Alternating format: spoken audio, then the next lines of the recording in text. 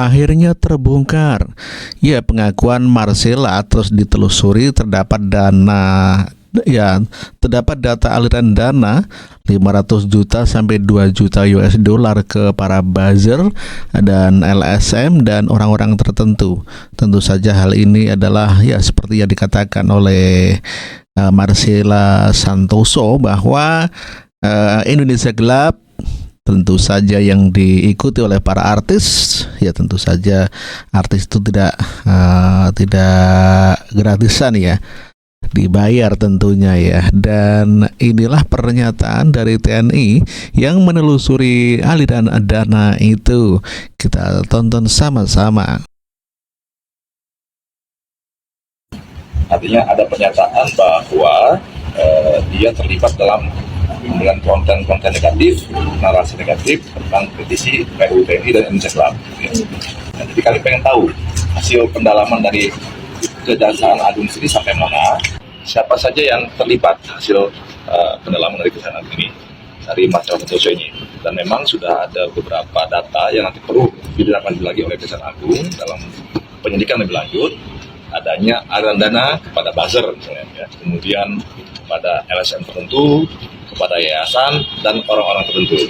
Jadi dia sudah mengakui adanya aliran dana 500 juta, 2 juta US dollar kepada orang tertentu yang nanti perlu didalami. Ini kan baru pernyataan sepihak dari MS ya. Jadi kita terus dalami lagi. Selama ini dia membuat narasi itu kan tentunya bukan dia sendiri yang membuat, tapi kan ada orang-orang yang disuruh untuk membuat itu. Mana lo, geng lawa-lawa Indonesia Gelap? Ini buzzer tidak buzzer lo ya. Di campaign Indonesia Gelap cair berapa lo? Ernest, Bintang Emon dan juga Botak. Mana lagi nih guys? Coba kalian komen kolom komentar siapa artis-artis yang ikut Indonesia Gelap. Dibayar berapa lo? Cair berapa lo? Ini kayaknya mereka lagi panik nih. Hapus-hapus akun, hapus-hapus tweet gitu kan, hapus-hapus bacotannya. Ya panik lo. Bosnya ketangkep guys. Share video ini ke teman-teman kalian yang beleguk, yang FOMO ikut-ikutan, ya jadi alam. Juga ini nih banyak nih sekarang mahasiswa tuh on gue nggak ngerti kenapa rusak. Tuh tanya tuh, lupa dia tuh tanya ke presiden mahasiswa lu cair berapa dia. Manfaatin kan kalian, dapat capeknya doang, dia yang dapat duit ya presiden mahasiswa kalian. Juga media-media sialan mana lu lihat tuh sana narasi nggak ada bahas Marcella Santoso di TikToknya. Juga ini nih ya ini harus diperiksa nih Najwa Shihab nih, peringatan darurat lah Indonesia Gelap. Cair berapa lu dari uang koruptor. Juga si Abah Imam Mahdi palsu tuh senyum dia bahas Indonesia Gelap. Lu makan tuh uang haram ya anak-anak Abah. Kalian buzzer tidak buzzer, kalian fitnah gue buzzer, ternyata kalian membuzzer. Oh ternyata selama ini di balik kasus-kasus besar ada dia toh, Marcella Santoso, bos buzzer. Dalam dibalik isu istri Pak Jaksa Agung korupsi, Pak Febri Ardiansyah, RUU TNI dan Indonesia Gelap, ternyata ya kan buzzernya itu Marcella loh ya. Dan sekarang nih orang terlibat kasus korupsi CPO 11,8 triliun. Gila emang ngeri ya. Ternyata selama ini dalang dari semua kasus korupsi dan kericuan di Indonesia nih orang nih buzzernya nih. Dibalik fisik sebagai wanita, tapi tersimpan hati dan pemikiran yang ngeri lah ya. Coba nih menurut kalian gimana nih? Mumpung kasus baru nih 3. Jadi kita rangkum, Marcella adalah pemegang kunci narasi kegaduhan nasional. Dari isu demo bayaran, hoaks tragedi nasional, penyerangan Kejagung, hingga skenario konyol ijazah palsu, semuanya bermuara pada satu motif: menghancurkan legitimasi negara demi menyelamatkan kepentingan koruptor. Dia bukan aktivis, bukan pejuang demokrasi, bukan pembela rakyat. Dia agen kekacauan. Dia juru bicara dari sindikat mafia lama yang tak bisa hidup di era bersih dan transparan. Sudah cukup rakyat dipaksa menonton sandiwara busuk ini. Sudah terlalu lama publik dijadikan ladang eksperimen kebencian oleh elit tua yang takut kehilangan akses.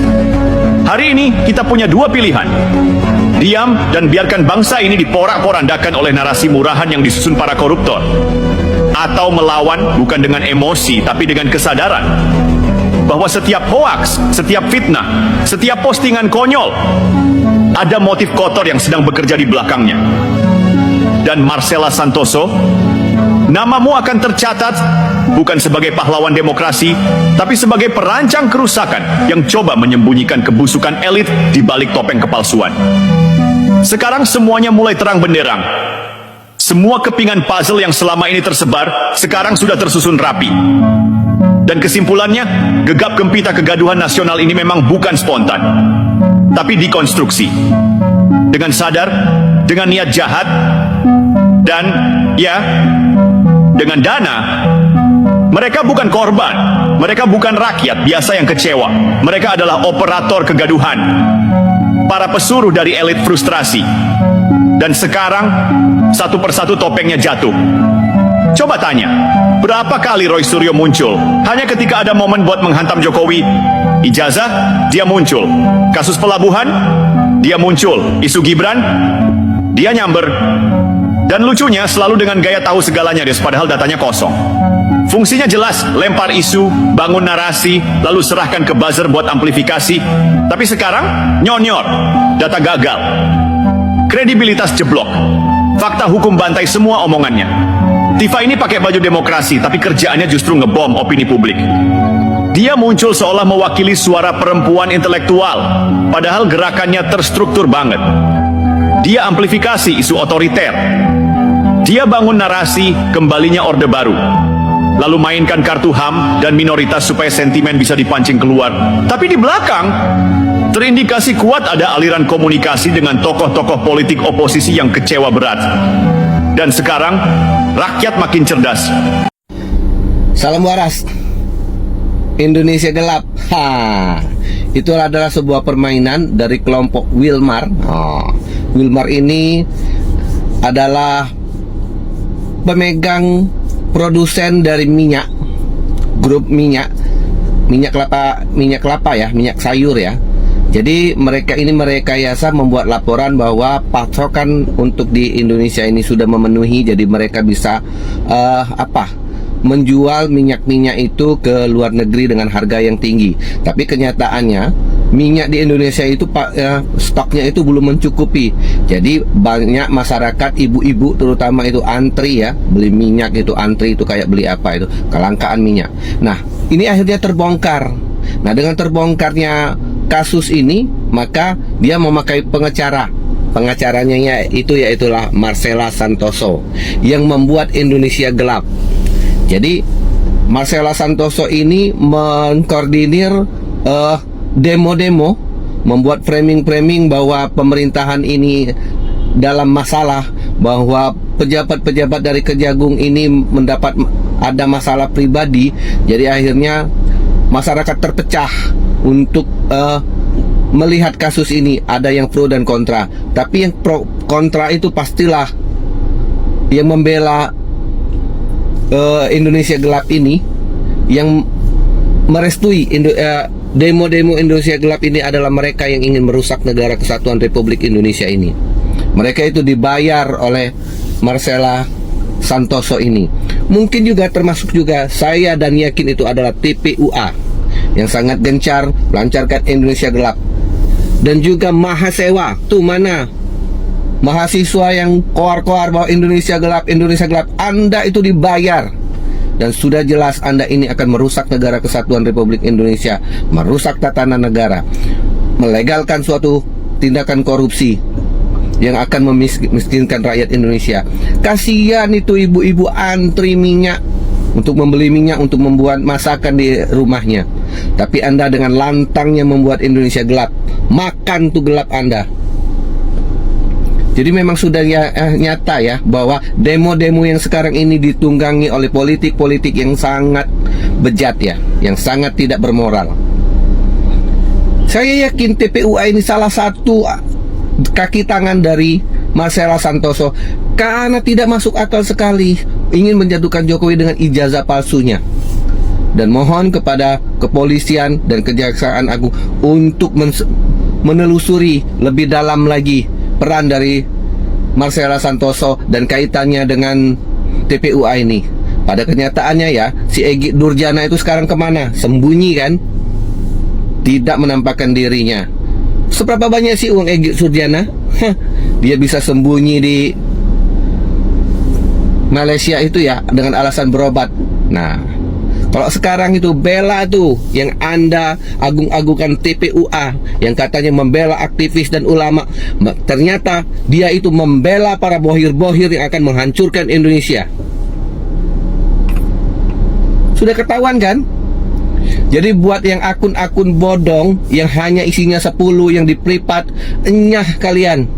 Kalaupun kalian komen di akun saya, tidak akan respon, karena orang-orang ini yang merusak tatanan negara Republik Indonesia.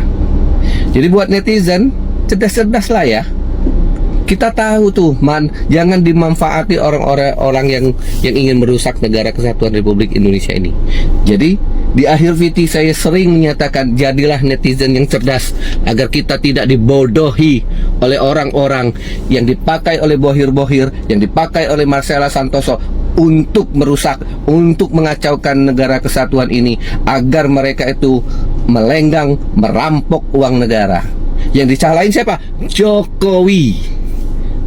Kenapa? Karena Jokowi menghalangi mereka itu. Jadi sekali lagi, salam waras. Ya. Buat kalian para media dan orang-orang yang kemarin dibayar sama orang ini ya, sama orang ini untuk menyerang Kejagung, padahal pemerintah lagi bersih-bersih koruptor ya. Kemudian untuk menyerang pemerintah, untuk membuat narasi Indonesia gelap, RUU TNI. Gue tuh miris ya sama kalian. Jadi ternyata kalian ini dibayar sama orang ini, dibayar pakai duit dari hasil orang-orang korupsi yang ingin memakai jasa dia gitu. Jadi sehina itu kalian ya. Terus berlagak sok menyuarakan hati rakyat. Padahal kalian ini menakut-nakuti masyarakat Indonesia dengan narasi kalian ya. Seolah-olah Indonesia ini besok akan runtuh gitu. Udah nggak ada harapan lagi, udah nggak ada masa depannya lagi gitu. Narasi kalian yang menakut-nakuti masyarakat Indonesia ini ternyata dibayar. Padahal banyak orang yang percaya dengan kalian bahwasanya kalian ini berpihak kepada mereka gitu. Tapi sungguh miris gitu. Ternyata kalianlah yang dibayar. Padahal kalian selama ini teriak paling kencang gitu ya. Buzzer pemerintah dibayar pakai duit pajak. Ternyata kalian dibayar pakai duit haram, duit nyolong, duit hasil korupsi. Nampui nggak tuh? Malu kata gua mah.